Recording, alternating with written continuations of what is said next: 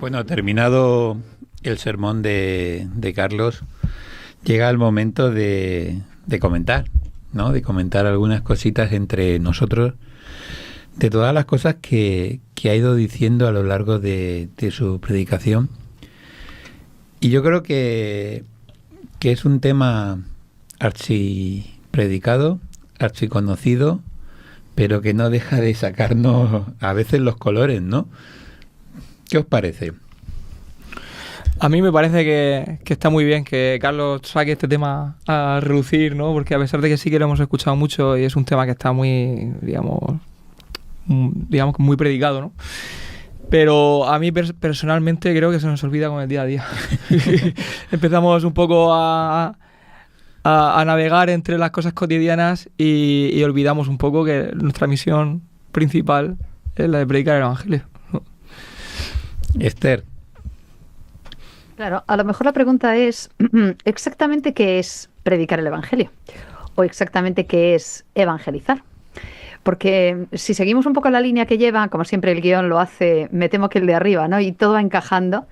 Si seguimos un poco la idea que nos daba al principio Judith, resulta que a lo mejor ofrecer un vaso de agua fría a aquel que tiene sed en un momento determinado también es evangelizar o predicar el Evangelio. Quiero decir, él nos llevó también por algunos momentos del servicio de Jesús que nos dan una pequeña idea de que a veces hemos enfocado las cosas de la evangelización en aspectos muy concretos y nos hemos olvidado del fondo, ¿no? Y a lo mejor efectivamente de lo que sería vivir una vida de evangelización o de evangelismo, que no siempre implica que estemos hablando de textos bíblicos, por ejemplo, o que estemos invitando a la otra persona a orar.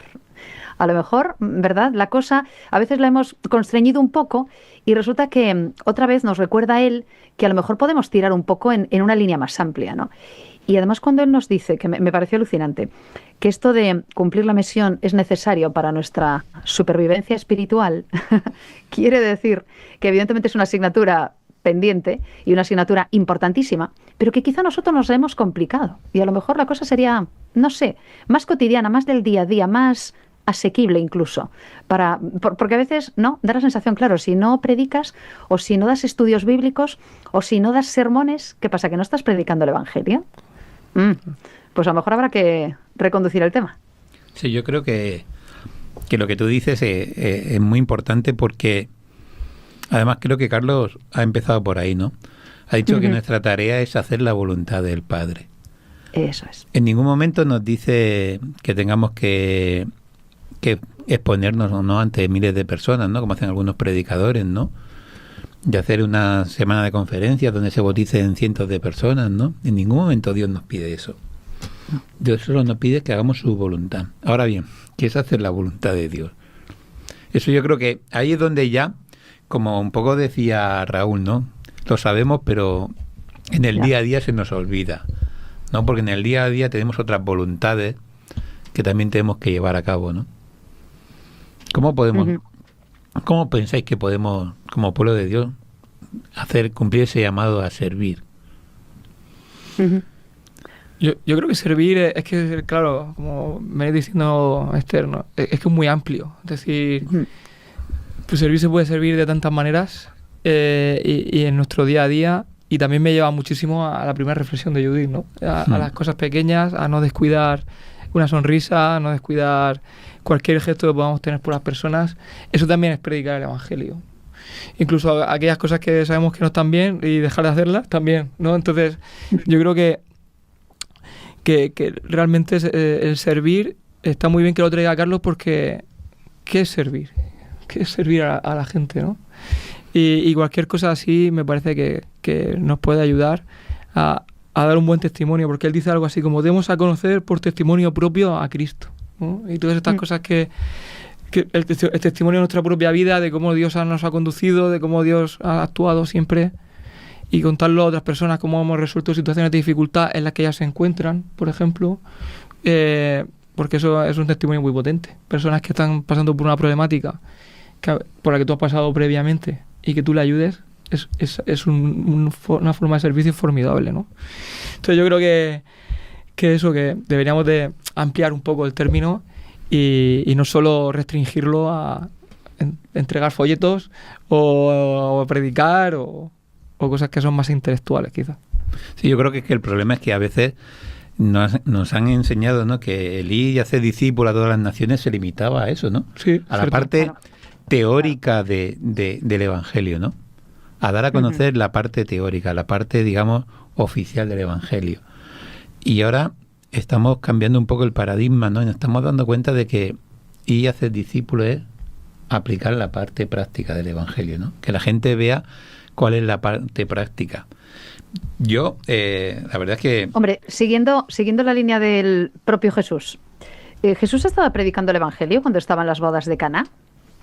Por supuesto. ¿Estaba dejando de cumplir su misión cuando estaba reunido con aquella gente festejando un momento feliz en la vida de aquella gente? Habrá quien piense, oye, ¿qué hacía Jesús de fiesta? No, un momento. A lo mejor lo que pasa es que tenemos un problema de encuadre o de enfoque, ¿no? Acabamos de hablar hace un rato de si hemos identificado a aquel que nos acompaña en la batalla espiritual, en la guerra espiritual. Bueno, hemos identificado a aquel que está con nosotros cuando nos reunimos con otras personas y cuando estamos con otras personas. ¿Cuál es nuestra motivación? ¿Cuál es nuestro objetivo? ¿Cómo veo yo a las otras personas? Y si es así, ¿qué es lo que tengo que hacer? ¿No? ¿Y qué es lo que me motiva a mí para poder a estar con las otras personas y hacer algo para lo que he sido comisionada? Porque es posible que muchas veces no hayamos identificado eso. Sí, la verdad es que cuando Carlos ha empezado a predicar, he cogido y le he preguntado a la IA. Algo que está que es muy común, ¿no? Hay gente incluso que hasta la utiliza para conversar, ¿no? Pues y que se siente tan sola que la única persona con la que puede conversar es la IA, ¿no? Y le he preguntado, digo, ¿cómo podemos plantear el tema de un llamado a servir, ¿no?, que era el título que Carlos nos proponía, desde un punto de vista de adventista? Eso es lo que le he puesto. Bueno, me ha sacado que aquí podíamos hacer hoy llevamos el día de cosas largas, ¿no? De alargar el programa, ¿no? Pero hay una idea que me ha gustado que ha dicho, dice, hacer la misión de Dios es una responsabilidad sagrada. Y la ha descompuesto en 3 factores. El primero está conectada con la esperanza del pronto regreso de Cristo. Qué bien.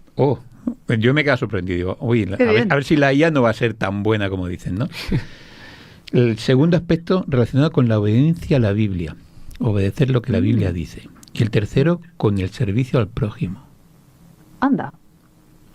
Bueno. Qué bien. ¿Qué decís?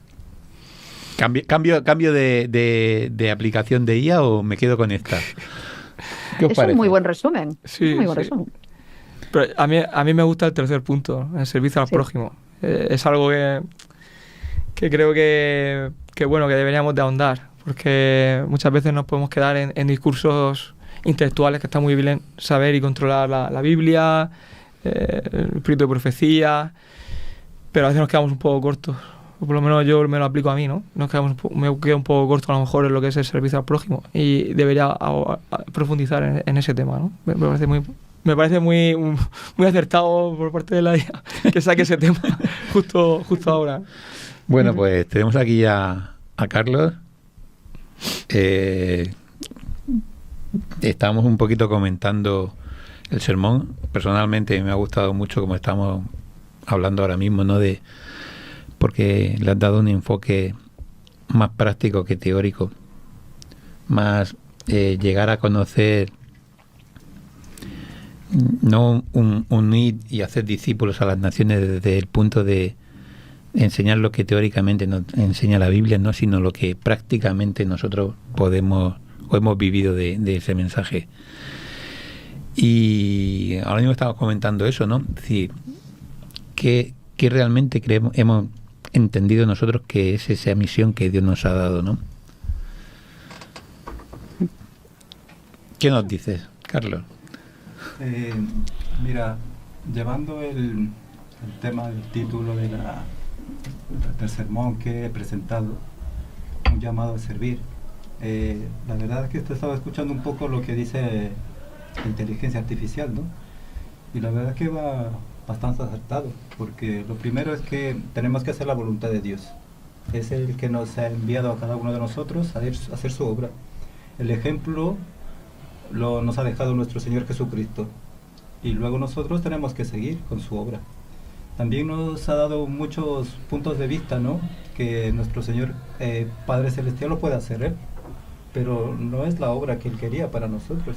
De igual manera, pues nos ha dicho, ¿no?, el mensaje que lo podían hacer los ángeles, la obra podían seguir los ángeles, pero tampoco el Señor dice que esa no es la manera que nos quería a nosotros enseñarnos de que sigamos la obra. Igual utiliza hasta los animales, y por último nuestro Señor Jesús hasta las cosas inanimadas, ¿no? Si las piedras callan, ¿no?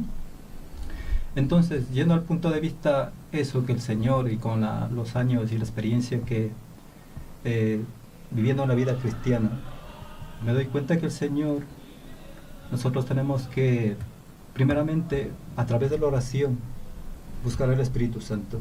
Eso es lo que en este tiempo necesitamos cada uno de nosotros. De ahí que nosotros podemos irnos al Pentecostés. Cuando hicieron todos esos milagros, cuando hicieron todas esas cosas maravillosas que el ser humano todavía no lo puede hacer, porque en el Pentecostés dice que el Espíritu Santo fue derramado a cada uno de sus discípulos, ¿verdad? Y entonces de ahí empezaron a hablar en lenguas, empezaron a hacer casi todas las obras que hacía nuestro Señor Jesús, porque el Espíritu Santo les da poder. Y entonces eso es lo que necesitamos nosotros. Y no podemos irnos muy lejos, porque el Espíritu de profecía, igualmente en el libro de la Revelación del Apocalipsis, nos dice lo mismo, que en los últimos tiempos nosotros tenemos que esperar la lluvia tardía, ¿sí o no? Entonces la lluvia tardía es el derramamiento del Espíritu Santo para nosotros seguir con esta obra que es muy, digamos, amplia y también fácil para cada uno de nosotros. Sí, fijaros que en relación al tema este de la inteligencia artificial, sobre todo para el sermón de hoy, después de esos tres aspectos que me ha dicho, le he dicho que me buscase 3 preguntas para dialogar nosotros aquí. Os las voy a hacer. La primera, ¿la hago las 3 de golpe o la vamos haciendo una a una? Dura, que la podamos digerir un poco. Vale, la primera dice... La primera pregunta que me tengo que hacer para reflexionar: ¿estoy viviendo mi vida como un reflejo del mensaje que predico? Creo que esa es la clave, porque hacer una reflexión personal de cómo está nuestra vida, como nuestra vida espiritual, que es la base, ¿no? Si nuestra vida espiritual está fallando, quizá todo lo demás falle, ¿no? Entonces, sí, la autoevaluación en este caso creo que puede ser una buena herramienta para ponerse o saber por lo menos el punto en el que estamos y arrancar desde ahí. No sé qué os parece a vosotros. Es decir, un poco como decía Carlos en el sermón, ¿no? Es decir, tengo un vecino al que predicarle, tengo a mis hermanos, ¿no? Como comentabas tú, para predicarle. Ahora, lo que yo le estoy predicando a mis hermanos es lo que ellos ven que yo vivo, ellos ven que es mi manera de vivir. Esa es la primera pregunta para reflexionar. Segunda, ¿estoy usando los dones que Dios me ha dado para cumplir su misión? Ajá. Eso es bonito también. Otra. Muy interesante tema. Eso es interesante, ¿no? Es decir, sí. Yo soy un cantante excepcional. Y yo tengo un don que me ha dado Dios. ¿Para qué uso ese don? ¿Para mi beneficio propio? ¿Para mi disfrute? ¿Para mi trabajo? ¿O ese don que Dios me ha dado, como hice la pregunta, que Dios me ha dado para cumplir su misión? ¿Lo estoy utilizando para ello? Hombre, lo de la identificación de dones sigue siendo una asignatura también a seguir redescubriendo, ¿eh? Es decir, pero identificación de dones, que yo a veces me peleo con esa idea, no tanto en base a lo que piensan los demás, sino en base a ese autoconocimiento. Yo creo que la primera y la segunda preguntas están muy relacionadas, ¿no? Deberíamos hacer un análisis certero ¿de acuerdo? Y mirarnos más al espejo con cariño y buscando efectivamente qué es lo que Dios ha puesto en mí para que yo luego lo pueda utilizar. Lo digo porque a veces, y eso pasa mucho también en nuestros entornos, tendemos a identificar los dones de los demás, ¿sabes? Y a veces nos equivocamos. A mí me da la sensación de que esta persona hace bien esto, a mí me da la sensación de que, ¿sabes? Y a lo mejor tendríamos más acierto si efectivamente hiciéramos un ejercicio de estudio, de autoidentificación, y a partir de ahí pusiéramos a funcionar lo que realmente tenemos para que fuera útil también a la Iglesia. Por cierto, una vez más, dones son todos necesarios y todos importantes. No hay dones de primera, segunda, tercera y cuarta categoría, que a veces nosotros también estratificamos eso y hacemos bastante daño a los demás. Bueno, nos quedan 3 minutitos. Así Tercera que pregunta. La tercera pregunta, si queréis, la dejo para otro día, porque esto sí que puede ser un poco... A ver. Porque la tercera pregunta que ha sacado la inteligencia artificial es: ¿estoy dispuesto a salir de mi zona de confort para alcanzar a los que aún no conocen a Cristo? Entonces yo creo que esa la podemos dejar, ¿no? Pero es buena, ¿eh? Ajá. Es buena, ¿eh? Es buena, esa es buena. Es buena, pero... Una pero pena porque es buena, ¿eh, Felipe? La guardo para otro Guárdala día, para ¿no? otro día. No, Porque pero yo creo espera, que... se la enlazo yo con una pregunta que aprovecho y le quería hacer a Carlos también. ¿Sabes una cosa, Carlos? Yo muchas veces me he peleado, y buenos días, encantada de verte. Muchas veces me he peleado con el planteamiento que a veces tenemos desde nuestra perspectiva eclesial con respecto a lo que es evangelizar y con respecto a lo que es predicar. Y creo que tú lo has dejado entrever en lo que nos has comentado, ¿no? Predicar son muchas cosas. Predicar es que yo me preocupe de ver a la otra persona como alguien que necesita algo que yo tengo o algo que yo le puedo aportar de parte de lo que Dios me ha dado primero, ¿cierto? Yo tengo una comisión, pero muchas veces creo que equivocado la comisión, y hay gente que cree que salvo que des estudios bíblicos, hagas sermones y no estudies teología para impartirla a otros, o salvo que le des a veces bibliazos en la cabeza a la gente, si no estás haciendo eso, no estás predicando el evangelio, y me temo que la cosa va por otro lado, ¿verdad? Tu llamado a servir es diferente. Mira, en la Biblia, mira, más de acuerdo, porque nosotros cuando estudiamos la fe de Jesús y nos dice, no, 3 puntos de que nuestro Señor Jesucristo nos ha dejado como ejemplo aquí a nosotros, siguiendo el método de Cristo. El método de Cristo nos dice, ¿no?, que Él nos ha dejado que nosotros a enseñar, a predicar y a sanar, ¿verdad? Eso es lo que nos dice la Biblia, a enseñar, a predicar y a sanar. Entonces, nosotros llevándoles a nuestro punto de vista personal, porque nosotros entendemos que la salvación es personal, la misión es personal, y si es colectiva, digamos también que es muy favorable, se avanzaría más, pero en el tema individual nos mostraría el testimonio, como nos muestra nuestra primera pregunta, ¿no? El testimonio, cómo estoy viviendo yo, cómo estoy reflejando, o cómo me estoy mostrando a las demás personas, si soy el verdadero cristiano que digo, o simplemente son puras palabras, o puras palabras que me salen bonitas, que Dios es amor, Dios es felicidad, ¿no? Realmente yo me muestro así con mis hermanos, en mi entorno donde yo me movilizo, mi trabajo y todo eso. Entonces, primeramente yo tengo que mostrarme, ¿no?